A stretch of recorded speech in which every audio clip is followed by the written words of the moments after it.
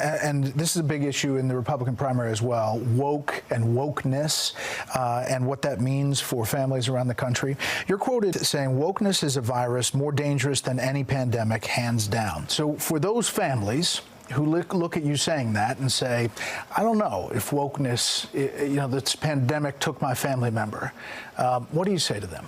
Well, I have friends and family members. My sister-in-law died from COVID. So, look, there's no one closer to it than our family.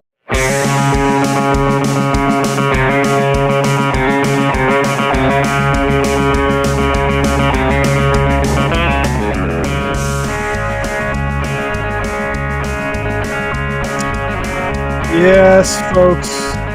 Welcome. Left Reckoning 110. Matt Leck with me, David Griscom. Hello, David. Hey, brother, how you doing? I'm doing well. Trying to dodge the two plagues that we're dealing with now, which is the sort of coronavirus pandemic, which has killed upwards of one point something million people at this point, and wokeness. And it's a wonder that we're able to wake up and breathe, every single day. It would take a lot for me to feel bad about right-wing media people, but dude, if this has to be the thing that you're going to hit on for like the next couple of years, like in terms of subjects, it's pretty damn boring. And it's not looking good because maybe too early to bury a guy like this, but who knows? Ron DeSantis polls do not look good. No. And he's like the anti-wokeness guy. And if he's starting to lose traction, who knows? Yeah, well, we got to talk about things that don't go away. We got a fun show coming up. In just a little bit, we're going to be joined by our good friend, Danny Bessner, to talk about a piece they just had published in the New Republic called "Does American Fascism Exist?" For people who don't know Danny, Danny is a professor of international studies, a historian, host of the American Prestige podcast. Somebody who's had him on both this show and on TMBS over the years to talk about this subject. Oh, yeah. So really happy to talk to him about the fascism question, what it means, and bring some kind of maybe a stronger historical analysis than some of the more pop definitions of these things. So really looking forward to that. And then in the post game, you get that at patreon.com/leftreckoning. We got a rogues gallery, right? We got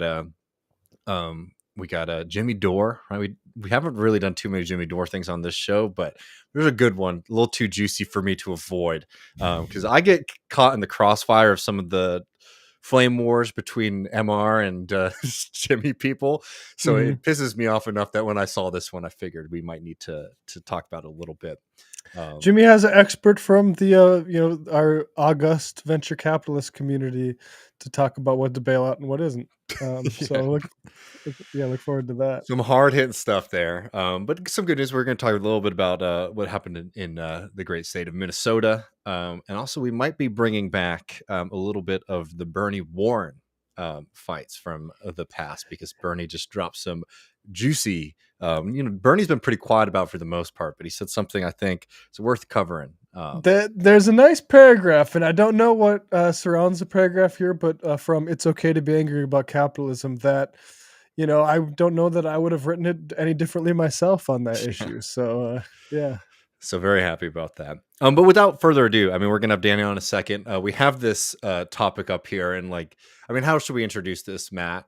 We had somebody who, look, if you like the show, fine. But I will say the culture around it is very weird and off-putting to me. We're talking about the Ted Lasso program on Apple Television. He has become a kind of figure prophet for a certain part of the liberal class, we could say. And yeah, it's he's weird. A little bit of a Scott Adams, the disgraced Dilbert guy, has a concept called internet dads. And it's like these guys that are like, oh, we need the internet dads to come in and solve this issue. Yeah. And I'm like, you guys are adults though. Yeah. and so that's kind of how I feel with this. And so this is a very strange, first of all, I want to dispense with one objection to this, which I don't care about, which is, how could you do this to the White House? The White House press secretary and that whole podium business, that you can't do anything to bring No, that no, down nothing any better longer. than like, I mean, I remember during the Trump years, it's like, oh my God, all this horrible stuff is happening in the White House press briefing room. It's just like, look, if we could like dispense with the with the pomp and circumstance around that room, it'd be great. I mean, it is a place where people regularly go to lie. Yeah. When I was in DC, I actually went to a few White House briefings, right? When I was at El Rabia, and one of the things that is so funny about the White House, about the press briefing room, is that you see those American flags behind them. At the top, they have a gold eagle, right? But just like the one in your middle school or high school, it's plastic and it's worn down, so it's got those like black speckles on it. And I don't know, there's just something that felt like perfectly apt about like even in that room, right, which is supposed to be the official room, it's still just Yeah. like shitty plastic like anywhere else. And to this day, if those had only been pure gold, David would be a Yeah, conservative. I would be very happy. Wearing a tie right now. So yeah, like I don't really care. Like Elvis did a photo op with Nixon, Michael Jackson with Reagan. Like I'm sure that like when all the basketball players come in, fine. And there is this little pantomime of a question at the end, which like I understand the objection to that. Like this is again more like, but again like it's within the context of something that's already like not serious. This is controlled sort of illusion of a sort of press that is holding people to account. So like yeah, I'm not for that. But uh with regards to how we talk about mental health, we need to evolve. And I'll just play this. They're in the press briefing room for some reason. I guess because there's a new season of Ted Lasso coming out. I'm not 100% sure on that. But he also has an important message, and I guess let's just watch. Here you go. Thank you. I truly did not know it was going to be this one when on the way here, not until we were out here, so thank you for taking an interest, and I know you're here for bigger reasons than us, but I just want to say that on behalf of myself, everyone here with me today, and the numerous other folks that it takes to make our show Ted Lasso, it is sincerely an honor to visit the White House and to have the opportunity to speak to the President and to the First Lady about the importance of mental health. So like no matter who you are, no matter where you live, no matter who you voted for, we all probably, I assume, we all know someone who has, or have been that someone ourselves actually, that's struggled, that's felt isolated, that's felt anxious, that has felt alone, right? And it's actually one of the many things that believe it or not, that we all have in common as human beings, right? And so... Now, is he in character right now? Is that how, like, I don't understand, like, this halt. First of all, if he's not in character, he's just underprepared and been thrown into a situation he's not ready for. But, like, is that his Ted Lasso character, that sort of halting, like, I'm stumbling over my words guy? Oh, you're muted, David, sorry. You know, maybe it's made an impact on him, but I will say he is from Virginia, so we can give him a little bit of slack. Okay. That means that it's something that we can all, and should talk about with one another when we're feeling that way, or when we recognize that in someone feeling that way. So please, we encourage everyone, and this big theme of the show is like to check in with your neighbor, your coworker, your friends, your family, and ask how they're doing, and listen sincerely. I mean, you all ask questions for a living, but you also listen for a living. So who am I preaching to? The choir, that is. Okay. And look, and while I mean, man, like this is not. Yeah. This is the mental health solution, is if you see something, say something. Like, Yeah. be there to listen. We really like this is like a generational thing. I think maybe like I don't really understand this idea that it's very embarrassing to get therapy. Totally. We're talking with Sam Cedar about it. I guess I don't understand that. That's not the obstacle now. The obstacle is paying for it. Here's just like a short clip from these medical health professionals for Medicare for All, and like this is what we need to be talking about. We don't need fictional characters to come say, "Hey, we just gotta like be there for each other." We've been there. Maybe it's you yourself that actually need a little bit of mental health and want somebody to listen. Like, what the fuck are you talking about? I love my work, but the biggest frustration in my work has nothing to do with the actual work. It's the American healthcare system itself. One of my biggest frustrations with commercial health insurance is the restriction on access to mental health care that it places upon our patients. If you think insurance corporations complicate getting medical services, you will be horrified to try to get mental health support. I've had patients miss appointments because they could not afford the copay. I've had patients not take medications because they lost insurance. It takes a lot for someone to... So, I mean, we all know that. You know who we needed as a fictional person at the White House press briefing? The fucking Joker, right? Like, he could explain the mental health problems and the barriers to getting better than Ted Lasso's halting ass. But anyway, David, you can take No, it. I mean, I totally agree. It's just like at a certain point, I mean, like liberals in a certain class like love, like, doing awareness. And it's like, we just need more awareness of things. It's like, no, it's time to get your hat out of your ass. And we need Medicare for all. It's like very clear from that to a story we covered a couple months ago where this poor family had, their child get ill and they lost their job. They didn't have access to health care anymore.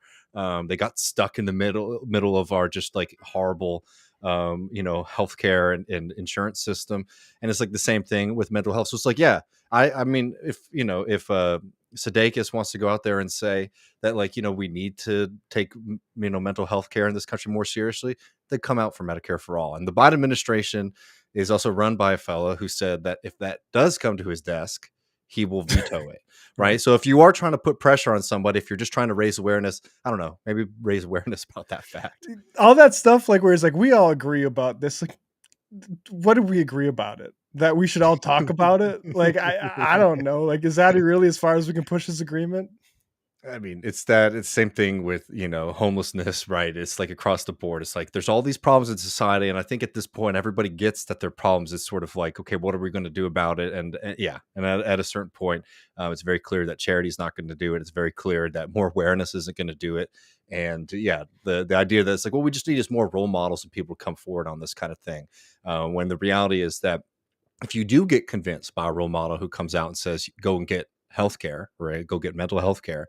You will very quickly come across the hurdle of trying to pay for it. And like, know too many horror stories of friends, people on like Medicaid or even people on, cheaper Obamacare insurance, like what I have, getting mental health is not something that is in the cards for most people. And it's a cost thing. And it's a system thing. And yeah, I don't know. It's just like, it's endless pointing. I mean, this is like what just like Sudeikis, what Biden, what all these people do is they love to point and say like, I see there's a problem. We hear it. I get that there's a problem. And then it's like, okay, well, the most powerful people in the world see there's a problem, but yet are unwilling to participate in any of the solutions. And in this case are like really simple ones. Yeah. Well, we'll just listen to each other. Be there and actually listen when somebody's telling you that. Journalists, no offense, but journalists as like a paragon of mental health is something. But should we bring on our guest for this evening, Matt? I think we should. So, folks, we're going to be bringing on Danny Bessner, Danny Bessner, as his friends know him, wrote an excellent piece in the New Republic called "Does American Fascism Exist?" Danny, thank you so much for joining us today. Oh, we're not hearing you. We're not getting your mic, Danny. How about now? There we go. Beautiful. All right. Sorry. Hey guys, thanks for having me. We're happy to have you, man. And I should say, among other things, Danny's with Quincy. Danny is a professor of international studies and the host of the excellent, the must listen, the must subscribe on Substack podcast, American I Prestige. couldn't agree more. The best podcast on earth, second only to Left Reckoning.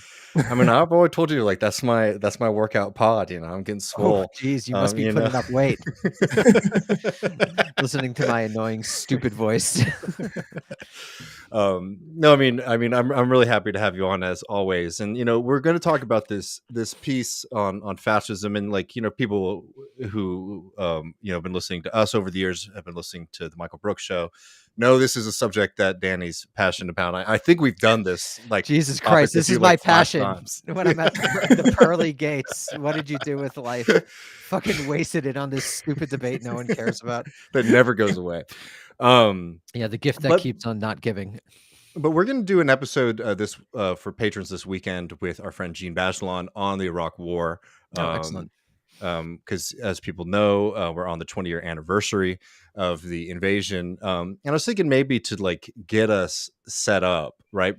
Danny, could you remind people of just how horrifying that war and the pretense around it was? Because like I know it's like almost cliche to say at this point, but one thing that has been wild to watch with the whole Trump era is how like Trump has sort of overshadowed W. In people's minds is like the ultimate bad guy of history. George W. Bush. Yeah, he's a good guy now. Yeah, I mean the Iraq War. I'm not saying anything that people haven't heard before, but it was just a horribly destructive war, a consequence of both a particular moment and a larger history, and it was really, really damaging. Far more important to Iraq and the people in Iraq, and also I would argue to our own society. Militarizing our society, leading to permanent institutional changes like the erosion of civil liberties, initiating 2 decades of pointless wars. So it's one of the worst crimes in modern U.S. history, and it's absolutely terrible that anyone associated with it has been rehabilitated in either liberal imaginatories or left-wing ones. How did it impact you, Danny? Like, I'm curious. Like, David, you were probably pretty young. Do you have a recollection of like the run up to the Iraq War? Because personally, I had just gotten a TV in my room. I remember the shock and awe thing, like it was a new this fall on ABC. Shock and awe, like watch a city get blown to smithereens, and like I remember watching it and. The emotion wasn't like immediate disgust. I wasn't like immediately left, but I was like kind of confused because you hear all this stuff and then you're watching on TV. Like, did it change your trajectory, Danny, or were you kind of like already on a leftist trajectory? Well, I think that I wasn't especially political either in high school. The war happened during my freshman year of college. I wasn't especially political. It didn't really interest me, and looking back on it, I think rightly. It wasn't, it was kind of the halcyon end of 1990s, early 2000s, end of history, and politics was presented as a type of technocratic affair mostly. My parents weren't especially political either. I mean, I guess at the time, Clinton-ish Democrats in New York. But I think the war, even though I didn't realize it when it first happened, did send me on a trajectory. It certainly got me more interested in foreign affairs. I think that's true for a lot of my generation. I mean, a foundational early adult experience of looking at what the American empire and its foreign policy did. And I actually wound up interning at the Council on Foreign Relations my senior year of college, probably because I had this interest sparked in me by Iraq. I was already interested in history, but I was mostly interested in the history of the Holocaust and Nazism. And this, I think, pushed me in a direction that eventually took me to the history of U.S. foreign relations. Interesting. Yeah, I mean, I remember going to protest at the state capitol here in Texas because I feel like a lot of people in Austin in particular felt, I don't know, an ownership of the problem in the sense that it had been sort of exported nationwide. I'm talking about Bush.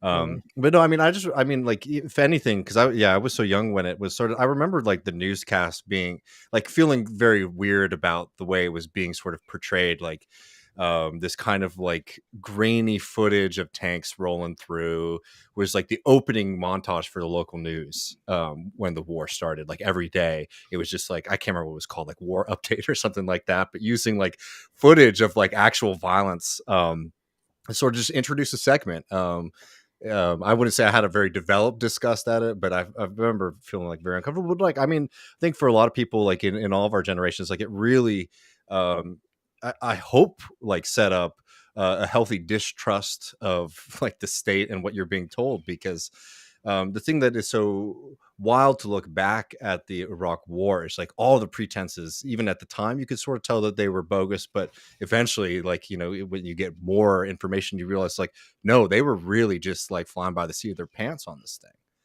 Yeah, I think that's broadly speaking a lot of bad theory and a lot of bad decision making went into it. That was proven bad pretty quickly. It didn't take very long for it to descend into disaster. So, one of the many fiascos of U.S. foreign policy, and this was ours. Well, we're gonna have Gene on and just letting folks know we got some Hitchens. We've been playing Hitchens a little bit on this program. I know Ben's obviously into him, but Matt and I were saying it's like we might have been a little too soft on him, or at least like we just don't want to bog it down with the Iraq War discussion. We're gonna do it there. We have a pretty damning clip of Hitchens' support for that war, which is absolutely wild when you look at it in the context. Like there's the Hitchens War, what he was talking about and what was actually happening. Oftentimes like they didn't really line up too well, and but I want to bring this up, one, because it's the the anniversary, but two, to maybe set us up on this fascism conversation, because the reason I bring up Bush and the Iraq War in the context of the fascism conversation is that, like, the American state does really bad things regularly. And there's something about like Trump that I think really captures like the frustration and the imagination. Like, you should be outraged at the things that Trump was getting into and doing.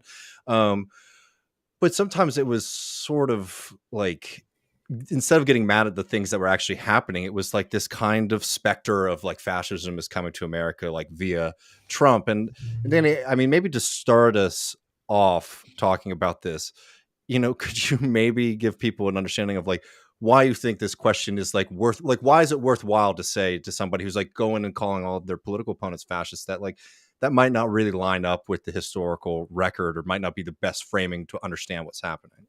Sure.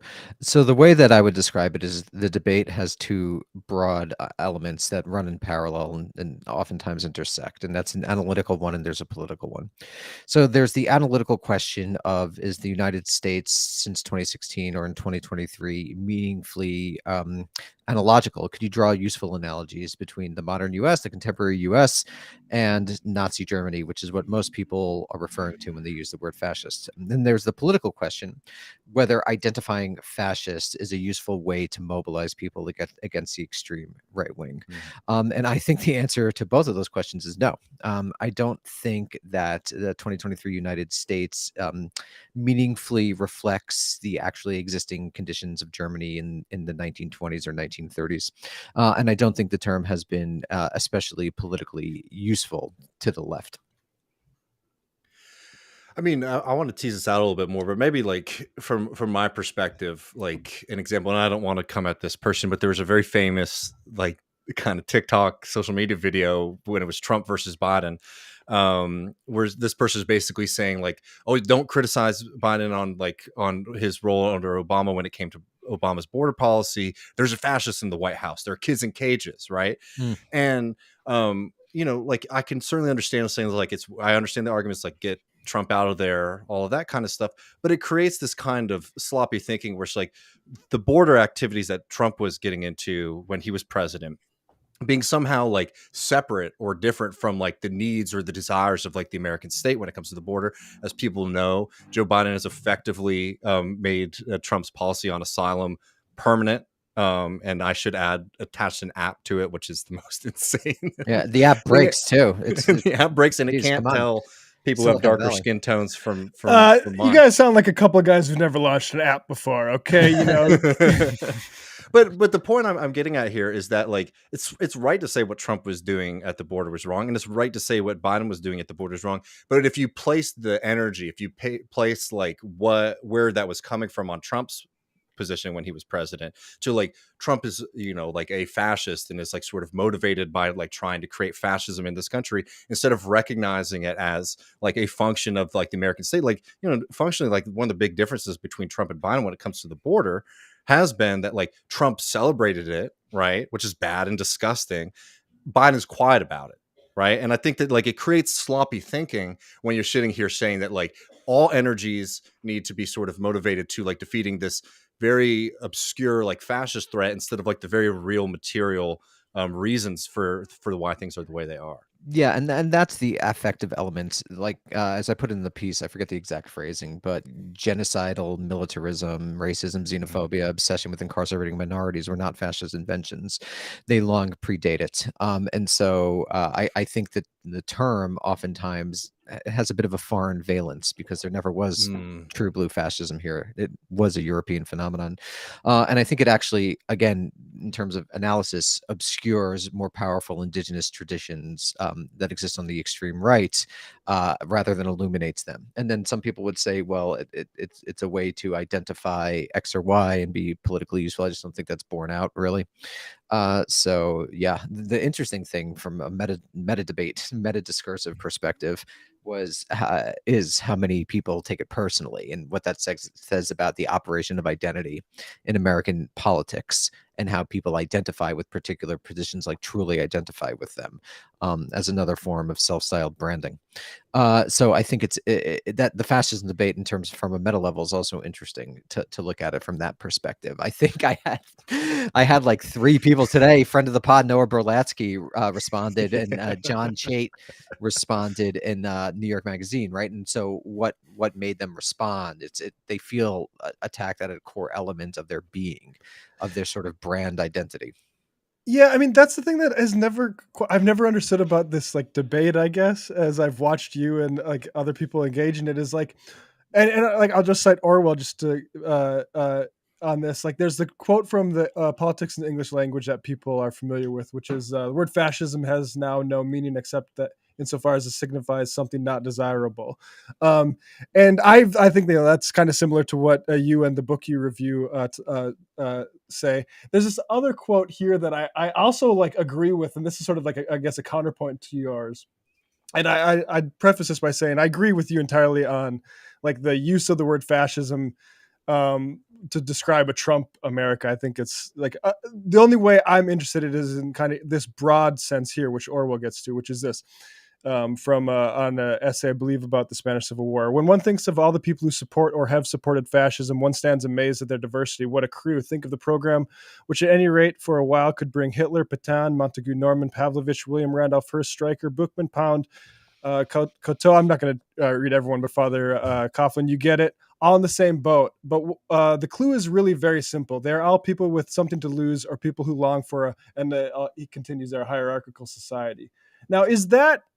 Yeah, he's just using the classic loose definition of fascism, basically. He's like, these people are on the right, and fascism is a loaded term in the 1940s, and we know it means really bad, and so I'm grouping all of these people together. He's using it in the common sense way, basically. And do you think because like for me, it's like I find less objectionable the people who were basically saying through the Bush administration, like this is a fascist thing. Like I have no problem with like say the historiographic or analytical correction there, but I would also like learn from people who would use that term. For sure. It became like a thing on the left, right? I mean, like going back to the mid 1960s, fascist pigs, this was a common thing on the left. It's a political language, which is fine, right? And not political language doesn't need to be analytically useful or analytically correct. And oftentimes these things do get effectively what has happened in the modern debate is that people have been wanting to make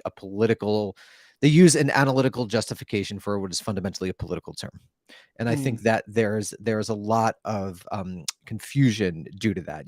They do what I refer to as the checklist of fascism.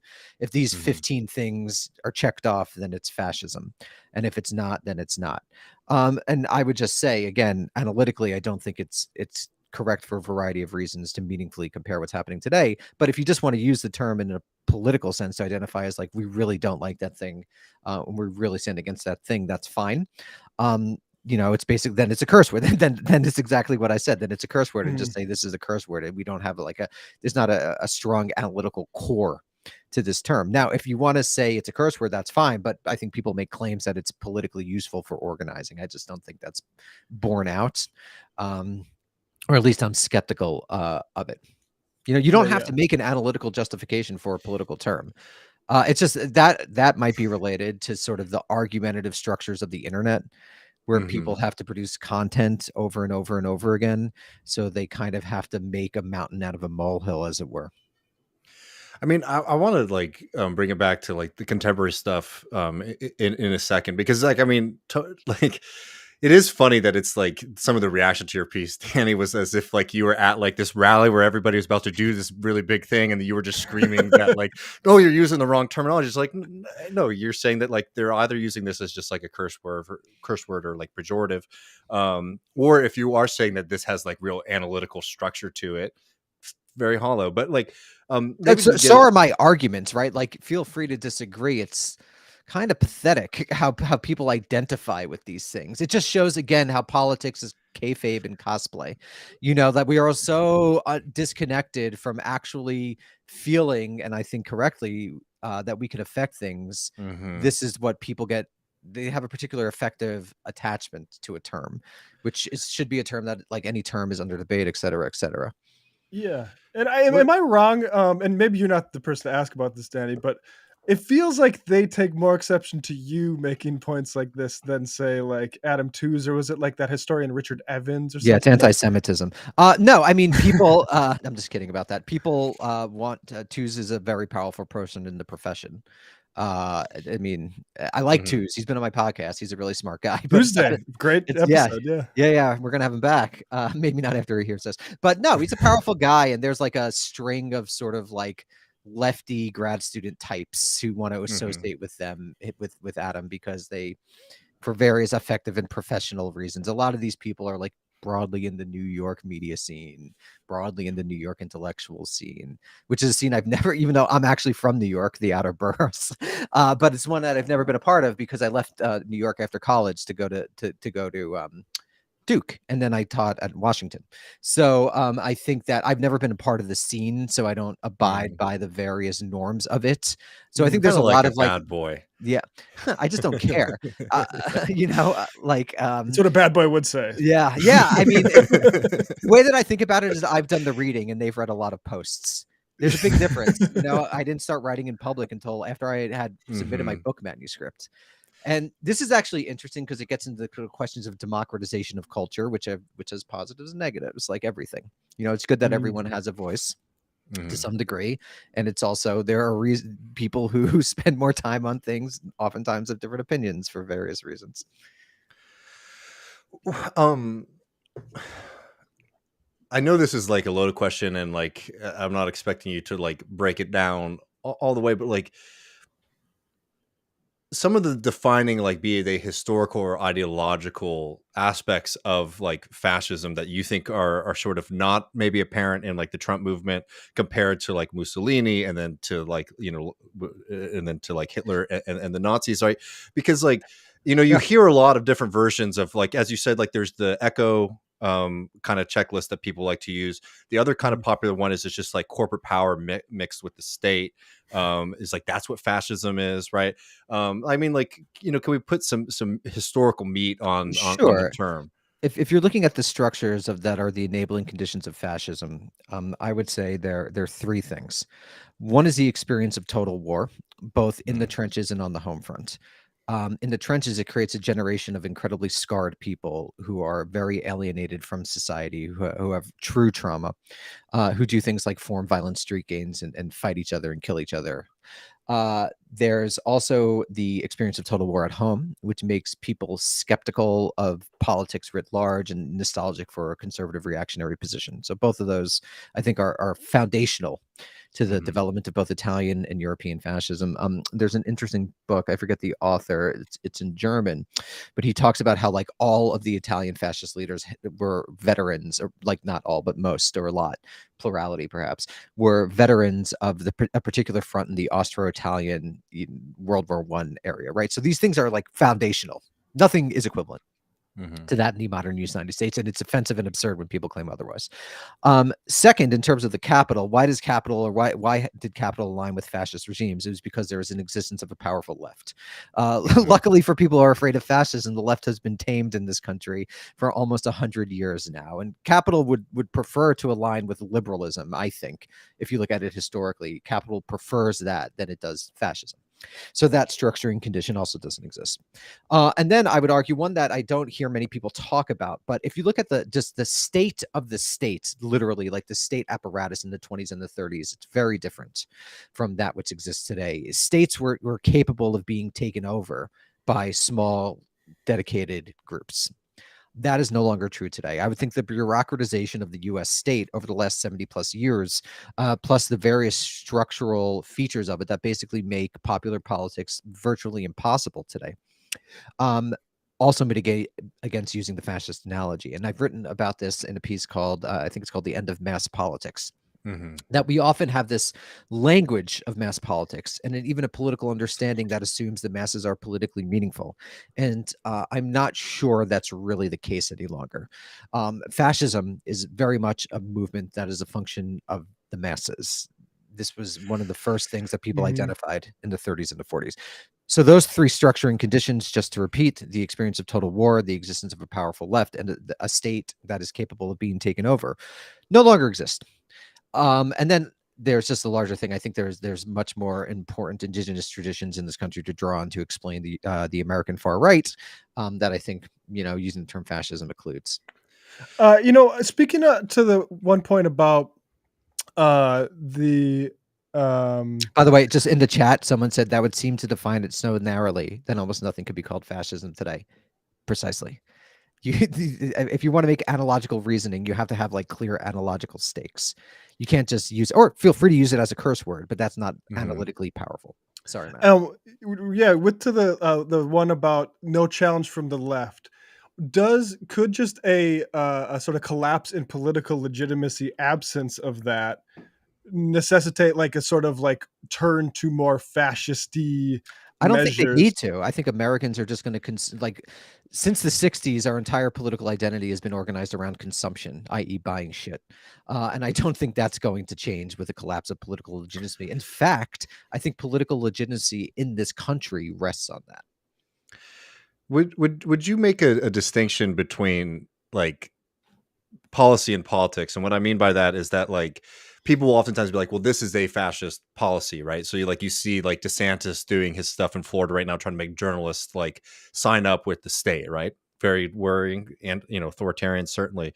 But like you also look at like times like in the United States in the Civil War, right? Like Lincoln, came after certain journalists and things like that, right? Like, would you say Lincoln, is a fascist? That's liberalism, right? I mean, I think like it's interesting you bring that up, David, because I have a piece on the history of like basically emergency powers and liberalism. So I think there are certain features that people identify as fascist that are actually common to all of the great ideologies that emerged out of the industrialization of the 19th century, right? If you think, I hate when academics do that, right, wrong. So I think that if you think liberalism, I think of liberalism and communism and socialism and a little bit later. And it's not a surprise that fascism emerges from Germany and Italy, which were two of the states to unite much later than Britain and France.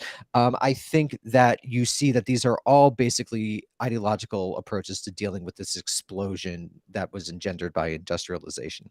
So you have someone like Hitler who abrogates normal politics in the 1930s. But David, what you're referring to correctly is you also have someone like Lincoln who abrogates normal politics in the 1860s. You also have someone like Woodrow Wilson, who abrogates normal politics in 1917 and 18. You also, of course, have FDR, who abrogates normal politics in the 1930s. I think FDR passes 3,721 executive orders, which is like orders of magnitude more than any other president. And I would say executive order is like one of the least democratic things you could do. So these I would just jump in here to say like this is where my reading of Gore Vidal got confusing, because I think he basically calls FDR fascist on this sort of like grounds. And a lot of people called FDR fascist in the 1930s at the time. I would say it's a feature of liberalism, and it's a feature of communism, and it's a feature of fascism, because dealing with the forces of industrialization requires that sort of executive authority, as opposed. So people would identify this sort of emergency politics as fascist when it's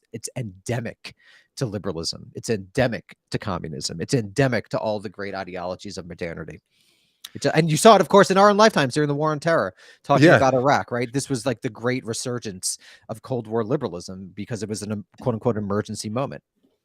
No, I mean, I totally agree. And like maybe like it's another example of this is different from like the fascism debate, but like it's like sometimes you see people on our side, saying like, like infrastructure projects are like socialist, or like the post office is socialist. And like, don't get me wrong, I can see how that can be rhetorically powerful. I mean, I always say to people, when I was 17 at Occupy, I saw a sign that said, do you like firefighters and the post office, you're a socialist. And it moved me a little bit, but you look analytically, it's just like, well, any state that does anything being socialist is probably not the best way to understand socialism as a political movement and political force. Right. And I like that your like argument, your point here is like, these things are just like illiberalism.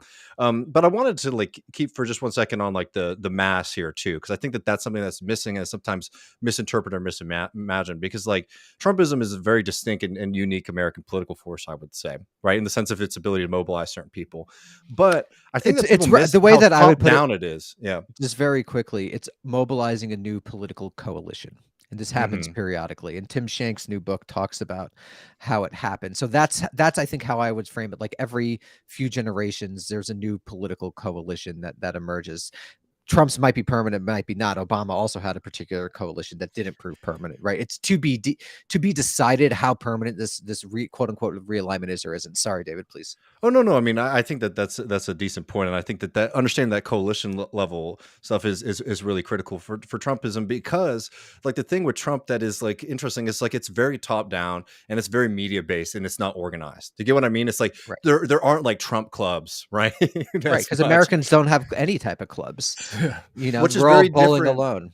Which is very different from like existing fascist In the movements. 1920s, the 1920s, I think there were 4 voluntary associations for every 1,000 Americans. I was Wow. just reading about this.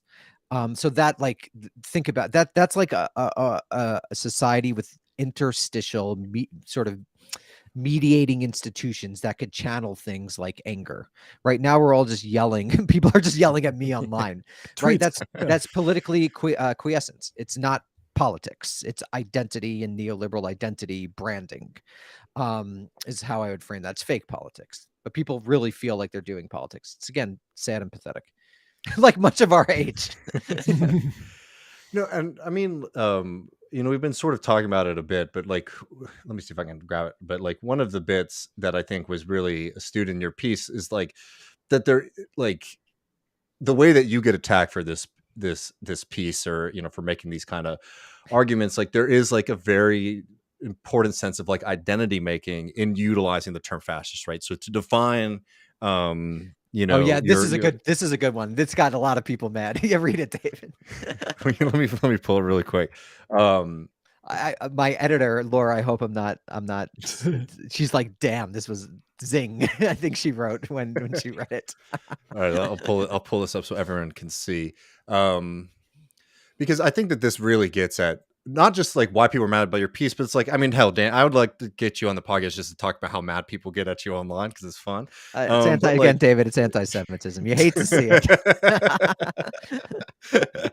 I have seen some things that do sort of get like you're betraying your people or something like that, which is like, come on, man. But this, I don't know, I'll read this bit. The contemporary fascism debate is thus about much more than fascism. It's about people's sense of self in a moment of anti-popular politics. And it's for this reason that the debate, which on its surface is as academic as a discussion could possibly be, has engendered so much rancor. When you attack someone's identification of fascism, you're attacking more than a political diagnosis. You're attacking their very identity.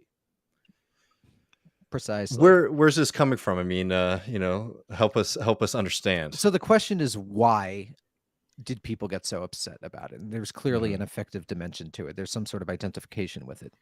And I think that in a moment when people don't feel that they could actually affect policy in the post-Bernie moments, Biden's president, we have a bunch of octogenarians running for president. It feels like millennials in particular can't buy houses. They're laden with student debt.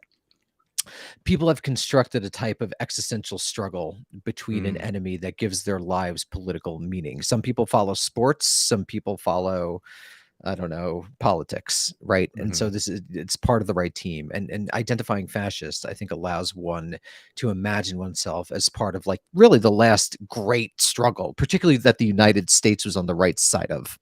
And so a lot of people in this country, whether they know it or not, are American exceptionalists. And so I think that identifying fascism allows one to imagine oneself as part of a world historical struggle that is absolutely of consequential political meaning, because the original struggle against fascism was absolutely of consequential political meaning. And so I think there's a lot of that going on here. Yeah, so, sorry, Matt. Well, you go ahead. I got a question that's maybe. Well, I'm saying like a you bit can better really toward the end. construct a lot of different identities out of this too, right? You can construct an identity as like an anti-fascist in the sense of like Antifa participating in black bloc stuff. You can also construct an identity of just sort of like a liberal consumer. So like I'm fighting against like this fascist attack on this country, so I'm going to watch MSNBC. I'm going to make sure I vote for Biden and tell my aunts and uncles to do it, right?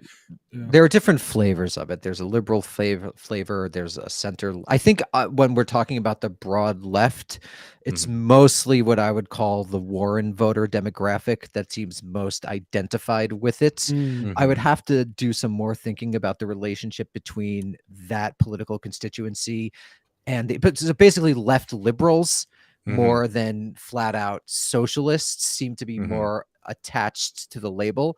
And I haven't done enough real thinking about what would be the comparisons there, but that seems to be who gets maddest at me at least. Is that like anxiety about like, oh, we put our chips on Popular Front as like the animating force behind our Maybe, politics? yeah. I mean, I think I do think that the way that fascist has the most powerful instantiation, or sorry, use of fascism in the United States has been by liberals who have used it to basically close off left-wing politics. That's just they used it to construct the national security state. Whenever there seems to be a left challenge, there's horseshoe theory. We saw that happen over the last 7 years. We just lived through it. So maybe it has something to do with that, because I am skeptical of a Popular Front strategy working in this country, because I think liberals are just way more hegemonic and way more powerful. So any left liberal alliance will inevitably lead to the left being a junior, barely extant partner, because we don't live in a parliamentary system. So the left can actually function as a parliamentary power. Nowhere that's evident. And yeah. So I mean, like, but I mean, be that as it may, if and I also don't think like we're on the verge of a fascist takeover, right? If I thought we were genuinely on the verge of a fascist takeover, then I would have a different political opinion. I don't think that. I think that the major threats we face are just plain old liberal politics, capitalism, imperialism, and the American state. Those are still the main obstacles. It's not a boogeyman far right, even though there has been a rise in far right violence. I don't think they pose a structural threat. So, it's just that's my analysis of the situation. And I mean, by the way, someone who says that I'm making fun of a Black Panther speech in the chat, I think they're confusing me with someone else on Twitter, because I have never talked about the Black Panthers in my life in either public or really, I don't know enough about it to really even talk about it. So again, they're confusing me. Anti-Semitism rears its ugly head. You never know what's going to happen in the chat. But no, I mean, I think that like one thing too that's like really important to hit on, and I almost feel bad, like embarrassed to have to say it, but like you're not saying these things aren't bad, right? And I think there's like this other aspect too, where it's just like, I mean, what do people trying to let America there's so off. much emotion. If you say, oh, this isn't fascism, that means you're saying, oh, I think it's not dangerous. I think it's not bad. I think it's not like a threat in any kind of way. No, it's trying to understand, what the motivations and the forces that we're up against are. And again, like, I mean, I'll just say it. I think that some of this, as I said earlier, has created some sloppy thinking on, like, I'll say, like, on the socialist left, certainly the center left thing, but that's like a whole world of problems, where like if you're not able to identify your enemies, if you're not able to identify the forces and the motivation for their activities and what their goals are, you start getting into like sloppy thinking. And if you do think that we're 6 months away from goose stepping, people goose stepping into the Capitol and overthrowing American democracy, right? You're going to participate in politics with a kind of, very, very worried, energy, and you're not going to be able to plan and do the kind of work that, like, if you want to build a socialist movement in this country, that's going to take a long ass time. People are demobilized, people are demoralized, the institutions aren't there. That's going to take years of serious organizing, years of serious work. And if you're sitting here thinking, well, we don't have time, we have 6 months to basically try to figure something out, right? You're not going to be able to build the kind of movement that's capable of doing the things. Yeah, and it's all just fantasy. It's people are in their heads, and social media encourages people to be in their heads all day looking at this screen and then constructing this fantasy, which I think is very disconnected from reality. Very disconnected. So two kind of quicker questions I have is, what do we call Bolsonaro then? Friend of the pod. Okay. He's a right-wing authoritarian. I mean, I think if you might be able to draw some connections between Bolsonaro and actually existing fascist groups on the ground. I don't know enough about that, but I think he's standard Latin American right-wing authoritarian, of which there is a Yeah. long, proud history in Latin America that predated fascism by quite a while. And David and I, before we're having this conversation, like we'd both probably, at least I would probably, in the slur / using it as a curse word, like use Confederate. Is that an improvement, or is it still like, are we still like looking backward for like some sort of transcendental term that's going to capture him for us? I mean, the truth is, I don't think the identification of it using any word is especially politically meaningful. I think this is really a debate for the eggheads. I think the politically meaningful work of politics involves material distribution ultimately. But if people want to use fascist, that's fine. I am not the fascist approver or not approver. I made a particular argument about its analytical and political utility, and people could choose to ignore that or not. And that's what's great about this beautiful country. But I ultimately think that politics is not decided over terminological debates. Well, I mean, before we move on, Strom had a question for you, Danny. Says, is the isolated, miserable incel man analogous to the antisocial, lumpenized D-mob soldier of the late 1910s, 1920s? Strom, Mr. McCallum, I would encourage you to read World War I memoirs and tell me if the experience of being in the trenches for several years is meaningfully analogous to existing on the internet.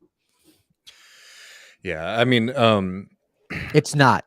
Yeah, no, I think that's more than fair. I mean, yeah. There was another kind of historical argument that I saw that you were getting into on Twitter, and it's something that I've seen.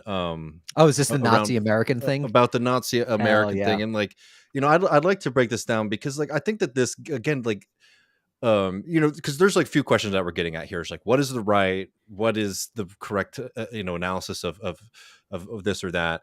But then there is this kind of understanding of history. And there's sometimes things come out of a book or a study, and it gets a couple articles, and then people sort of reorient their whole world. It's amazing. I mean, what I have seen since studying this, that in popular discourse on podcasts and even in some popular articles, that people claim that the United States was a major cause of Hitler's policy is very wild to me. I think they're referring to James Q. Whitman's book as a titled Hitler's American Model. Yeah. The title is stronger than the claims actually made in the book, if I recall.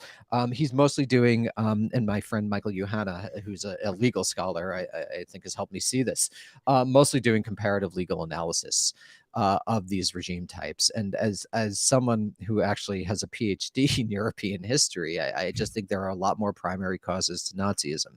That the European Catholic Church, centuries of anti-Semitism, the material relations of Jews to larger European societies, the advent of nationalism in the 19th century, particular far-right ideas that emerge in regard to the racialization of Jews. And that's just 6 that I barely even thought about that are more important than the United States in shaping Hitler's Germany.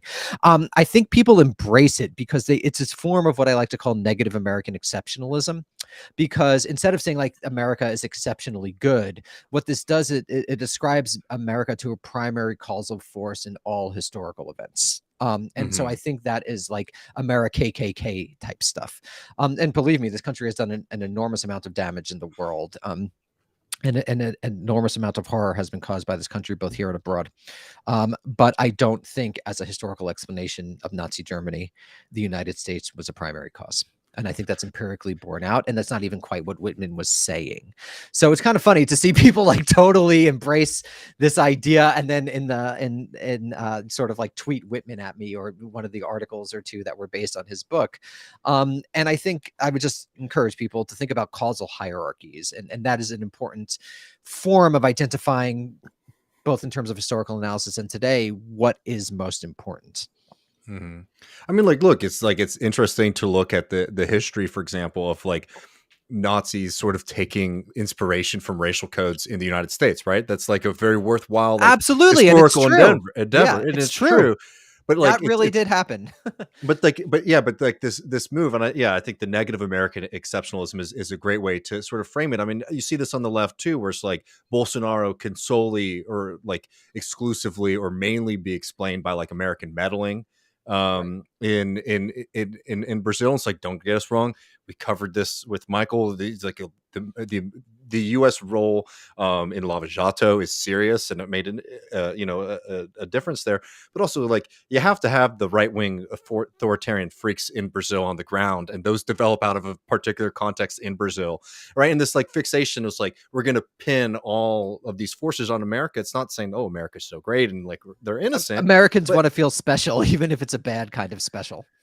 Yeah, I mean that is like, right, like the Lebensraum thing, like, right, like that's what people say, like Hitler. It's been a while. I haven't read that book, but we had him on Majority Report, and it was like, I think there's like, yeah, Hitler gestured towards America, and like, wouldn't it be nice to have a whole bunch of land you could just like conquer or whatever like that? But that sticks out to us because we're America, right? Like, it's not a major cause. I mean, it's again, it did happen and it is real. But if you're trying, one of the things that historians do is try to, identify causal hierarchies of what's more or less important. And we've just, in my opinion, at least, some people in the popular discursive realm have exaggerated this to a significant degree. I think if we're thinking about America, I think more causally important than this in particular.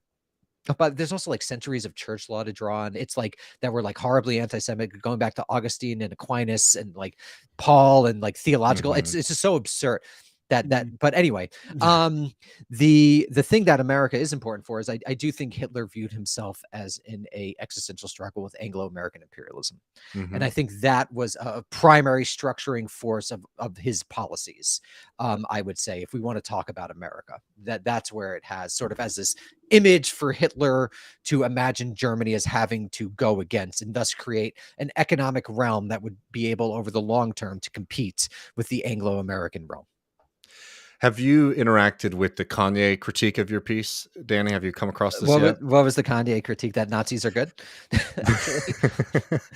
Well, you talk about how in the piece, and I generally agree. It's like, you have people like Matt Walsh who says that they're a quote theocratic fascists, but I think you're sort of saying this like it's triggering the libs more than like representative of like is Matt Walsh a profound political thinker? It's just this media shit that we all engage in. And then you say there are no fascist celebrities, and then people responded by saying, well, there's Kanye. Right. Well, there you go. My problem is my argument. Like, I don't know. I mean, this is somebody who's very clearly having, serious issues. It's not even forum. It's not even a serious thing to say. I mean, yeah. Like the most fun one was that people pointed to like Americans who had white supremacist connections. Yes, white supremacy is a thing in the United States. Homegrown too, by the way. It's not some German or Italian. It's not a German like, event. Totally agree. So it's also funny. A lot of the responses were like, "This is bad. You're saying this isn't fascism," and it just totally misses the point of the piece, and it makes you worry for humanity's future. Well, I mean, but it's the same. I mean, I think that there's something to be like talked about too. Is that like, there is like the need for something to be foreign. For it to be like a threat, right? So it's like the fascism is one thing, but you see this in the US, right? Whenever the GOP here does something horrible, it's like, well, this is just like the Taliban, right? Or the use of the word warlord or something along those lines, right? It's sort of an othering thing.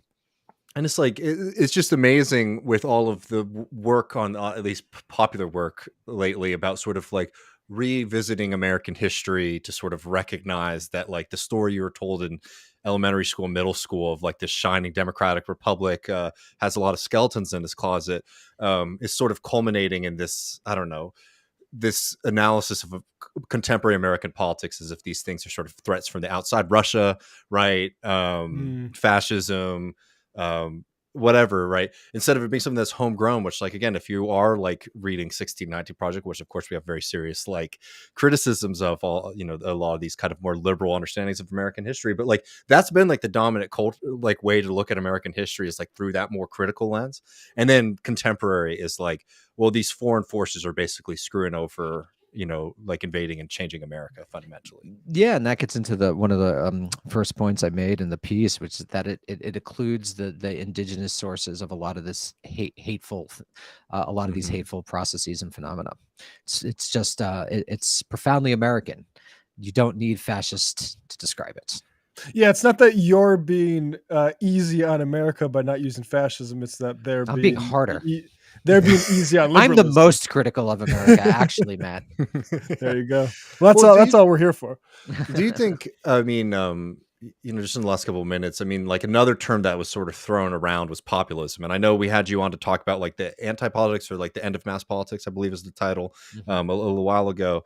And populism is another one of those terms that's like extremely squishy. Like Bernie's a populist and Trump's a populist. They just have different ideologies attached to their. It's interesting because it's also connected to liberalism. So what I would argue is that in the 40s and the 50s, and I talk about this in the piece, even though we in America constantly use the left-right political spectrum to understand politics, before World War II, this wasn't very common. Americans, those who thought about these things, like the literate intellectuals, would argue that America had political movements and formations that stood apart from Europe, which basically for most of the 19th and early 20th centuries had communists on the left and monarchists on the right. In the 30s and 40s in Europe, obviously the fascists came to displace monarchists on the right because after World War I, the European aristocracy is destroyed. What liberals in the United States did was they started using this political spectrum in the 1940s and 1950s, but instead of putting monarchy on the right, they put fascist on the right. They also put populist somewhere there as well. Now, populist was also associated with the term totalitarianism, which was kind of part of these debates, which was separate. Totalitarianism was sort of left-wing extremism and right-wing extremism in one, and populism was related to totalitarianism. So it's messy when you look at the actual history, but in the 40s and the 50s, both populism and fascism in different ways served as means to justify liberalism as quote-unquote moderate, as in the center of extremes.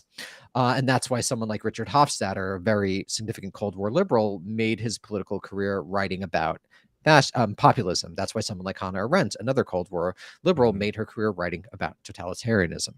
And a lot of those people earlier, like someone like I'm trying to think of like Franz Borkenau, also made who later becomes like the first criminologist, another Cold War liberal, also talks about fascism and communism as being very similar. So populism and fascism historically have served very similar functions. Yeah, I mean, I think that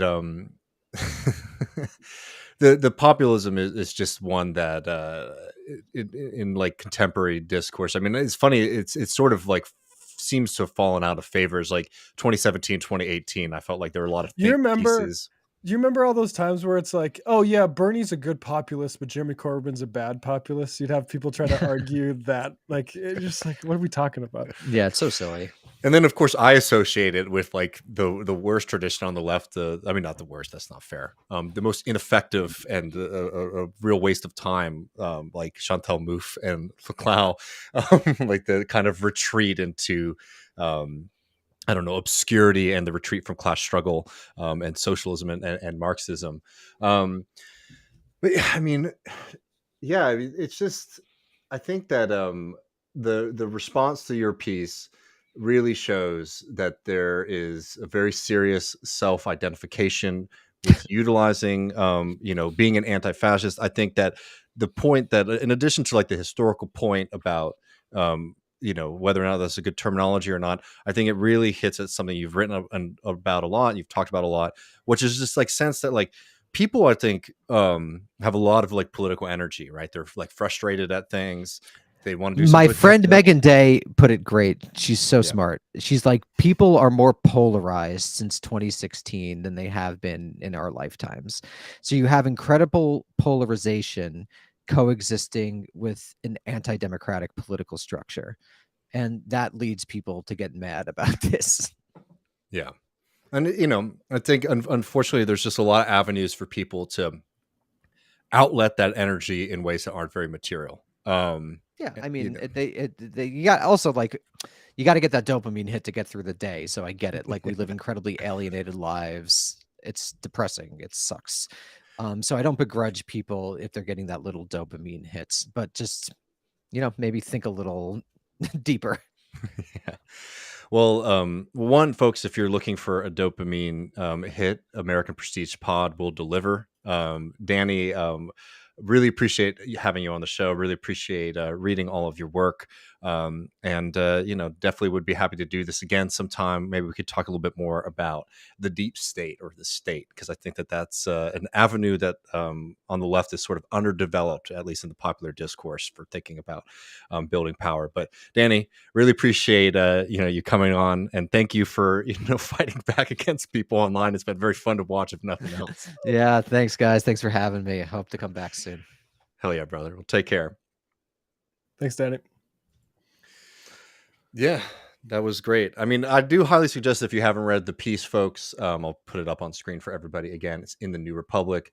I've read it so much in preparation for the show, I have exhausted my free articles on the New Republic on a few different platforms. But does American fascism exist? For nearly a century, Americans have been throwing the term around without agreeing what that means. It's really excellent piece. Danny is wonderful, and if you haven't been listening to the American Prestige podcast, it's definitely, probably like one of my favorites.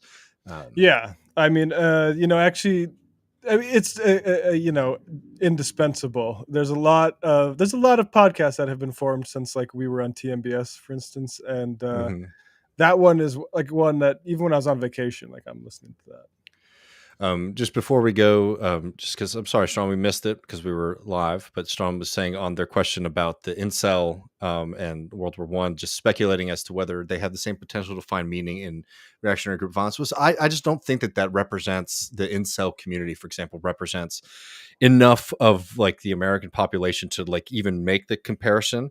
And I don't think that the comparison holds. I don't think that, social isolation and loneliness.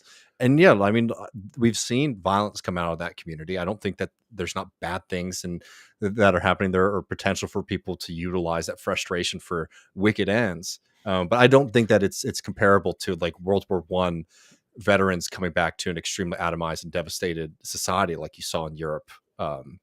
Yeah, I mean, this is the the thing with metaphor is how much do you subscribe to it based on like the the essence you want to draw from it, like, or versus like a surface level sort of historical rhyming of like, okay, if that is surplus population of males conditioned to violence, like that is somewhat similar, but it's not like it's not like so similar where you can but he says here, he responded to, their traumas are not comparable. That does not change the fact that they could be used to similar reactionary political ends by capital. But the point that I think we're trying to make, and that Danny's making, is that like capital doesn't need that, right? It doesn't need excuse me, like it doesn't need that force. Like capital in this country is hegemonic, right? They get the gamut whether Biden or Trump is in office. Why do they need to utilize a fragment of the population that's like very much like unpopular to be foot soldiers? And I think when they have the Fed, they already have the tools that they need. The American state is so much more enmeshed in a lot of ways with the capitalist class than is even comparable, I think, in the early 20th century Europe, right? It's just like they don't need to use that, right? And I think that I also agree with Danny that like capital and capitalists like prefer like liberal democracy to fascism. It's better for them. So why play the game is the point there. And just since we're throwing them up, Gabriel, appreciate the super chat very much. Gabriel, excuse me. Gabriel's, that's a new pronunciation for that. Very classic name. Appreciate that though. Appreciate having Danny on. Folks, we're going to go over the post game. We got this Jimmy Dore clip, which is just so good. I really think that like save this clip, and the next time you hear one of those people coming at you or anyone else for being a shill or something like that, you can play it. It's I don't know. It's smoking gun, in my opinion. It's a pig debasing himself. That's what it is. There you go.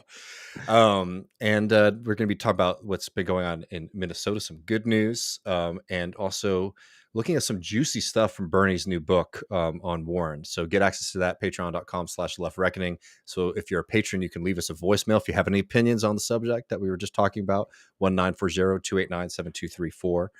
Get access to that show, patreon.com/left reckoning. Appreciate you all so much. And we'll be back. We'll be going to the post game right now. Sunday, we got Gene Bagelon on the show. We're going to be talking the Iraq War. We're also going to be dissecting one of Christopher Hitchens' most odious defenses of that brutal war. So you won't want to miss that. It's always great having Gene on the show. Yeah, people might not know Gene was actually in Iraq in 2004, 2005. And so, yeah, it'll be very interesting to get his perspective. It'll be really good having him. So the first time I ever saw Gene, it was on a video interview that he conducted with Sam, and I believe I can't remember where Gene was. I think it was maybe in Turkey. I'm not sure where he was, but maybe it was Iraq again. Anyway, but it was like they got to ask Sam a bunch of questions, but I had to edit the shit out of it because the audio got fucked up. Oh man. For Gene's voice then, and like at that point it was just like some guy from across the world that like we did a favor for, and then now to be friends with the guys. It's great. Yeah. Well, to get access to that Sunday, patreon.com/left reckoning. We're jumping over the post game right now, so see y'all in just a couple minutes. And thanks everyone. See you soon. Peace.